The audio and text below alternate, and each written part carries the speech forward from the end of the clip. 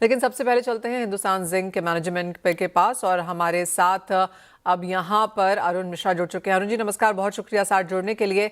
Fourth quarter में जो Hindustan zinc के रेवेन्यू में 49% की बढ़त देखने को मिली है, मुनाफा करीब 69% उछला है, साथ ही मार्जिन में भी यहाँ पर अच्छा खासा सुधार है। इसके बावजूद किस तरह से आप नतीजे और इसके आउटलुक पर किस तरह से यहाँ पर आप इसको देखते हैं? यस, हमारे लिए तो परफॉर्मेंस अच्छा रहा। हमने जो second half of the year है उसका production compare to first half अच्छा किया है। उसके बदौलत हमारे जो सालाना अर्निंग है उसमें भी काफी इजाफा हुआ है। हमारे एबिटा 27% बढ़ा है कंपेयर टू लास्ट ईयर। हमारा नेट प्रॉफिट वो 34% बढ़ा है, जबकि हम क्वार्टर फोर केवल देखेंगे तो उसमें नेट प्रॉफिट पिछला साल सेम क्वार्टर से करीब 68% बढ़ा है, जो कि एबिटा 61% बढ़ा है। तो नंबर्स अच्छे आए हैं। अरुण जी, अगर हम ओवरऑल कमोडिटी प्राइसेस को देखें, आपको लगता है उसका भी फायदा यहाँ पर नंबर्स में देखने को मिला है? क्योंकि चांदी के प्राइसेस, जिंक के प्राइसेस में अच्छा खासा उछाल है। कैसे देखते हैं इनको आगे जाकर? यस, एक तो है कि जिंक प्राइस और सिल्वर, और उसके साथ साथ हम बहुत लो कॉस्ट में प्रोडक्शन किए। मेरा कॉस्ट के एडवांटेज काफी मिला है इस साल। लो कॉस्ट ऑफ प्रोडक्शन का एडवांटेज यहाँ पर है। ओवरऑल प्रोडक्शन आगे जाकर अब किस तरह से नजर आती है Arun ji? As of now क्या नंबर्स हैं और क्या एस्पिरेशंस हैं? तो हमारा ओवरऑल प्रोडक्शन मेटल वाइज देखेंगे तो 1048 केटी मेटल प्रोडक्शन हुआ है, जो कि पिछला साल से थोड़ा सा कम है। लेकिन जो बेनिफिट हुआ है कि हम इस साल लास्ट ईयर से ज्यादा हम मेटल बनाए हैं, जिंक बनाया है। करीब 851 केटी बनाया है कंपेयर टू 827 केटी अर्लियर। हमारा जो माइंड मेटल प्रोडक्शन है वो 1.1 मिलियन टन, पहली बार इतना ज्यादा प्रोडक्शन हम लोग कर पाए माइंड मेटल का। और फॉर्चुनेटली जिंक का प्राइस ज्यादा बढ़ा है, लेड का प्राइस कम हुआ है, तो हमारा लेड प्रोडक्शन भी कम हुआ है। लेकिन हमारा सिल्वर प्रोडक्शन जो है पैरेलली 627 टन है।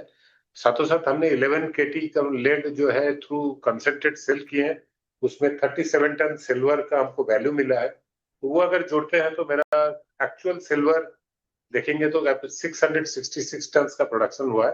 तो काफी अच्छा नंबर है। Well absolutely.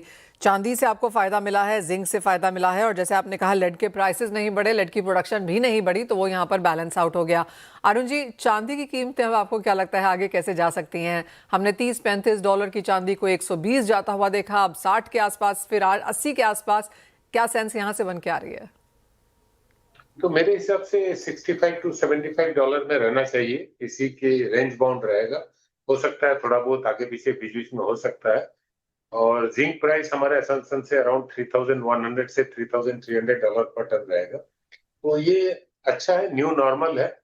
लेकिन हमारा काम है प्रोडक्शन और कॉस्ट, तो हम लोग कोशिश करेंगे 975 से $1000 के बीच में कॉस्ट रखने का। और हमारा प्रोडक्शन अगर 1.1 मिलियन टन कर देंगे तो लगभग 680 टन सिल्वर मिलेगा। तो अगर प्राइस $60 to $70 के बीच में रहे तो मेरा एबिटा का लगभग 45 to 50% केवल सिल्वर से आ जाएगा। अरुण जी, साथ ही साथ मार्केट हमेशा वॉच करती हैं कि आपके डिविडेंड्स किस तरह से हैं। फ्यूचर्स डिविडेंड्स पे आउट पर आपका क्या कहना है? नहीं, तो इस बार हमने डिविडेंड डिक्लेयर किया है 11 रुपीज पर शेयर। तो ये लगभग 4300-400 करोड़ जाएगा डिविडेंड देने में। क्योंकि हमारे पास कैश पोजीशन अच्छा है, तो परफॉर्मेंस अच्छा है, शेयर होल्डर्स एक्सपेक्ट जरूर कर रहे होंगे, इसीलिए डिविडेंड डिक्लेयर हुआ है। तो कंपनी तो पॉलिसी से चलती है, जब भी मौका मिलता है, परफॉर्मेंस अच्छा रहता है, पॉलिसी के तहत हम लोग डिक्लेयर करते हैं डिविडेंड। साथ ही डीमर्जर ऑफ कोर्स हेडलाइंस में रहा है, वेदांता के लिहाज से भी इस प्रोसेस पर आपकी क्या राय है? तो अभी तो फिलहाल वेदांता जो हमारे होल्डिंग कंपनी है, वेदांता का डीमर्जर का काम चल रहा है। एंड 2-3 महीने में वो कंप्लीट हो जाएगा। Then we will see. Hindustan Zinc का डीमर्जर के प्रपोजल हम लोग पहले बोर्ड में लाए थे, उसमें सहमति नहीं बनी, तो फिर हमने इसका चर्चा करेंगे आगे जाए। हेज्ड क्वांटिटी आप कैसे देखते हैं और इसे आपने कैसे अकोमोडेट किया है ओवरऑल नंबर्स में, गिवन द फैक्ट कि प्राइसेस में काफी वॉलेटिलिटी देखने को मिली? अभी हम लोग आने वाला प्रोडक्शन में और हम लोग हेजिंग कर नहीं रहे हैं। इससे पहले जो है इस FY27 का टिल 31 तक हमारा जिंक करीब 70 केटी का हमारा हेजिंग किया हुआ था।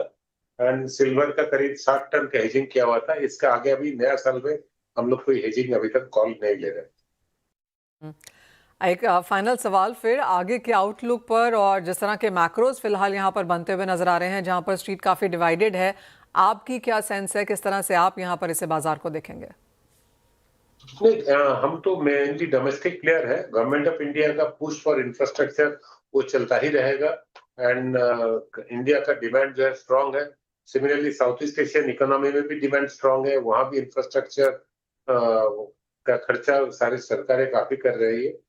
मिडिल ईस्ट में अगर ये वार सॉल्व हो जाए, I am sure middle east में अगेन हमारे अच्छे डिमांड रहता है। हम काफी जो एक्सपोर्ट करते हैं मिडिल ईस्ट में करते हैं, तो इसका डिमांड मिडिल ईस्ट में और बढ़ेगा। तो I don't see much difficulty in getting good demand across the board, चाहे मिडिल ईस्ट हो, चाहे साउथ ईस्ट एशिया हो, चाहे इंडिया हो।